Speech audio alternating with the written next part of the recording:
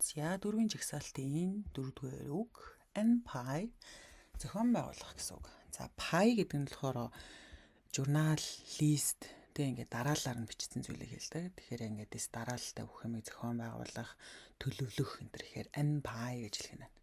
За жишээ. 我已经安排好了.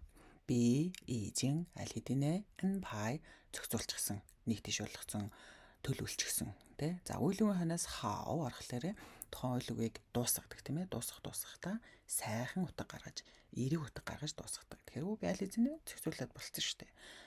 Тэ зохион байгуулсан шүү дээ. Төлөвлөсөн шүү дээ гэж байна. За дараагийнх нь чин NPI 时间гэнэ.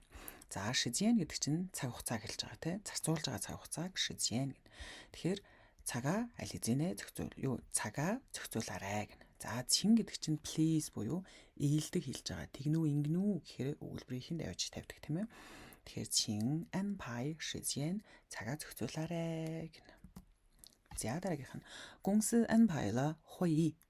За 会议гэдэг чинь хурал уулзалт гэсэн үг. 公司 компани тийм ээ. Компани хурал уулзалтыг зохион байгуулсан. 老师安排作业. Багш гэрийн даалгавар өгсөн гэж орчуулъя. Утгачлал тий. За багш гэрийн даалгаврыг зохицуулсан, зохион байгуулсан, төлөвлөсөн буюу гэрийн даалгаврыг болгоцсон буюу гэрийн даалгавар өглөө. За тэгэхээр одоо таад сонссноо бичээрэй. Хэр сонсож ийн өөрсдөө нэг шалгах чи тийм ээ. За явлаа.